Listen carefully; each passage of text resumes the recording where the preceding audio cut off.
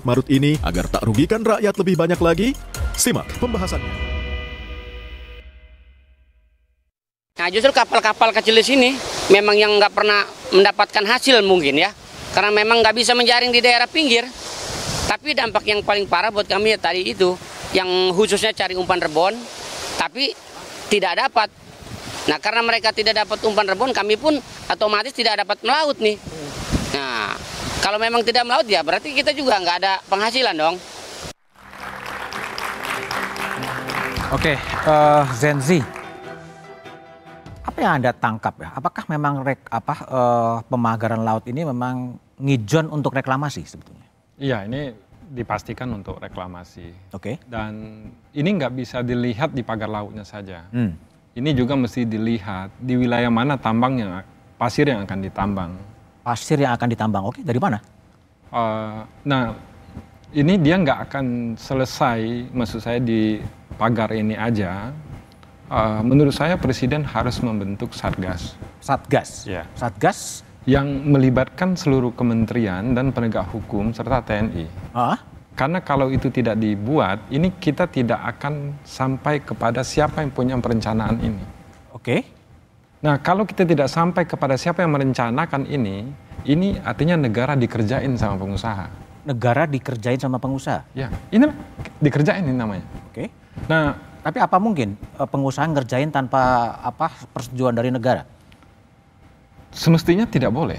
Oke. Tidak boleh. Nah, ini saya berharap Presiden bentuk Satgas.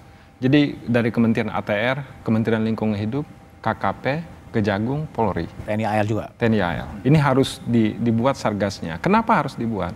KKP tidak akan menegakkan hukum pada dirinya sendiri. Begitu juga ATR BPN. Begitu juga KLHK. Oke. Jadi kalau dibuat Satgas, maka ada check and balance di personil penegak hukum ini. Oke. Nah, kalau ini tidak dilakukan penegakan hukum kepada akarnya, saya berkeyakinan di masa depan peta Indonesia itu akan berubah. Akan berubah lebih luas? Bisa luas, bisa berkurang di titik lain. Nah, ini artinya ada wilayah, ada ruang yang seharusnya tidak boleh direncanakan diganggu-gugat oleh pengusaha, dilakukan. Ada 3 yang tidak boleh diganggu-gugat oleh pengusaha itu. 1, warga negara. 2, pemerintahan. 3, wilayah. Nah, 3 inilah marwah negara. Nah, saya melihat bukan hanya di Banten, Jakarta, tetapi juga di Bali, di Sulawesi. Hal yang serupa itu dari 2011 itu sudah bergerak. Di mana 1 wilayah ditambah daratannya, 1 wilayah dikurangi pulaunya.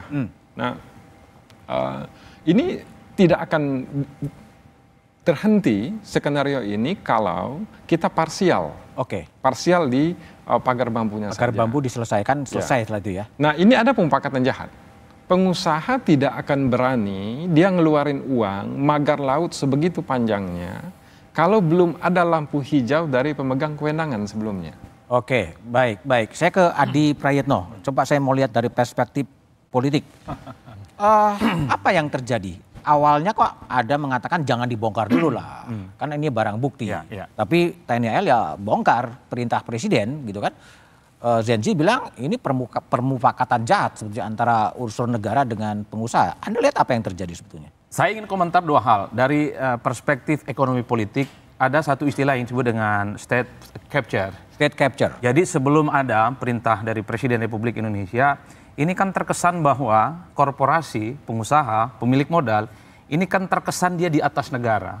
Sangat kelihatan sekali misalnya sejumlah kementerian, pihak-pihak terkait gagap cara menghadapi bagaimana persoalan ya pagar laut goib yang ada di Kabupaten Tangerang. Kenapa saya sebut goib? Ya karena per hari ini nggak ada yang tahu. Yang punya itu nggak ngaku. Agak beda dengan Kabupaten Bekasi. Ketika disegel oleh KKP dia protes dan akan adukan ke DPR. Nah per hari ini setelah disegel oleh TNI AL, KKP dan seterusnya, ini per hari ini orangnya nggak ada yang protes. Jadi kalau saya melihat sebelum ada perintah dari Presiden, ini terkesan bahwa negara, oknum-oknum yang ada di dalamnya terkesan agak sedikit gagap menghadapi bagaimana kekuatan politik korporasi ini.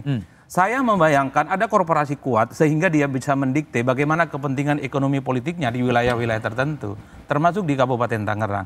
Tapi kalau saya analisa secara spesifik, rasa-rasanya Sulit kita melihat korporasi, pengusaha hebat yang dia bisa mendikte kekuatan politik negara. Maka kalau kita membaca bukunya Fedi Hadis dan Richard Robinson, ada satu istilah yang disebut dengan kapitalisme negara. Apa yang kemudian memunculkan kapitalisme negara? Korporasi dan pengusaha itu nggak mungkin dia bisa melakukan eksplorasi apapun. Tidak mungkin bisa bikin pagar laut dan seterusnya tanpa restu negara. Main mata dengan oknum-oknum tertentu. Artinya apa? Pejabat-pejabat yang kemudian mengeluarkan sertifikat, kemudian hak ini, hak itu juga adalah untuk kepentingan insentif ekonomi. Makanya kemudian Fedi Hadis itu mengeluarkan ada satu teori yang disebut dengan koalisi politiko birokrasi predatori. Oke. Artinya apa? Ini politisi dan oknum-oknum kekuasaan negara ini semacam predator yang kemudian merugikan dan merongrong negara. Oke, baik. Ini yang saya kira harus ditindak ke depan. Oke, baik. Bung Osi, Ya. ini tidak mungkin sertifikat itu kemudian dikeluarkan tanpa main mata antara orang yang meminta dan kemudian pertanahan. Gimana Anda respon? Kami pikir karena fakta yang sudah kami temukan saat ini, pertama-tama isu ini saat mencuat hari Sabtu, dalam waktu cepat hari Senin langsung kami lakukan konferensi pers dan kami sampaikan faktanya secara terang benderang, karena juga masyarakat bisa mengecek hal tersebut secara open source melalui aplikasi yang kami miliki di Bumi ATR BPN. Jadi pada prinsipnya setelah isu itu muncul, kami segera melakukan apa yang bisa kami lakukan, dalam artian pemberian informasi fakta kepada publik. Nama PT-nya pun kami sebutkan. Dengan harapan setelah ini dilakukan, barulah kemudian kita cek apakah ini di dalam laut atau memang di luar laut.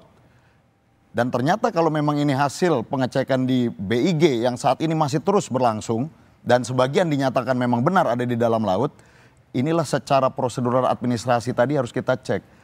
Karena pengakuan hak itu juga ada dokumen-dokumen berkas yang diberikan. Apakah keabsahan berkas itu seperti apa? Oke. Tentu perlu kita duga bahwa ini semua ada kekeliruan di sini. Itulah mengapa Pak Menteri Nusron menyampaikan pagi ini bahwa ini arahnya adalah akan dilakukan pembatalan. Tapi pembatalan yang kita lakukan karena ini produk hukum, betul-betul harus kita yakinkan Mas Budiman. Oke, baik. Supaya tidak lagi menjadi gugatan terhadap hukum di kedepannya. Baik, Bung Daniel.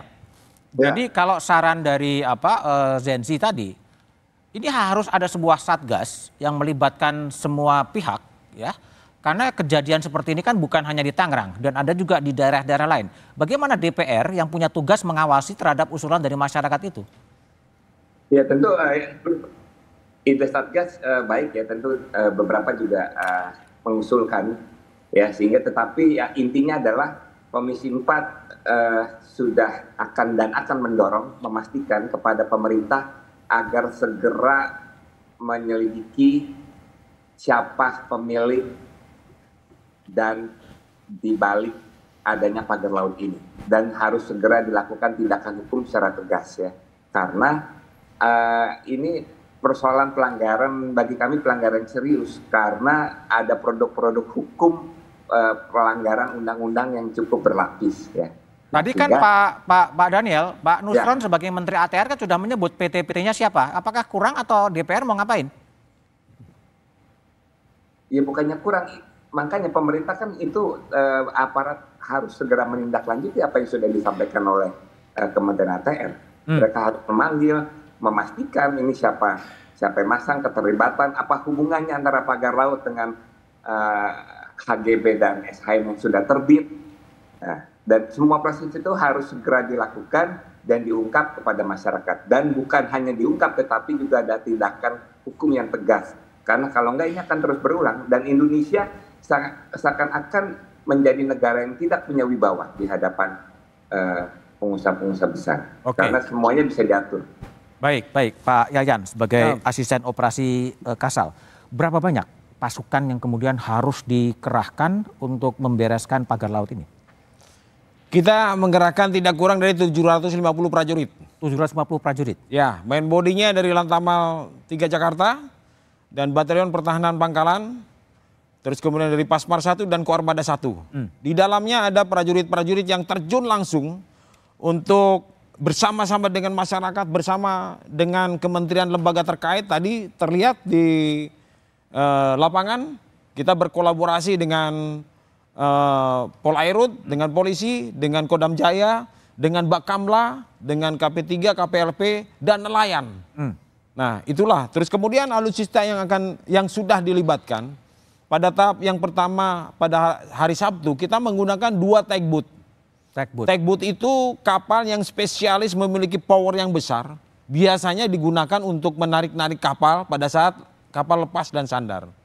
Terus kapal-kapal patroli, terus kemudian kapal-kapal penyelam dan Kopaska yang dia terjun sampai menyelam sampai dengan dasar laut, mengikat dengan tambang, ditarik dengan bersama-sama dengan alutsistanya Angkatan Laut, polisi, Bakamla, terus nelayan dan sebagainya. Itu effort yang Cukup luar biasa. luar biasa dan saya sampaikan kepada prajurit-prajurit, kalian tidak hanya semangat saja, tetapi keselamatan kalian Harus juga perhatikan. dipertimbangkan, harus tinggi ya. Arusnya kenceng. Oke, ya. baik.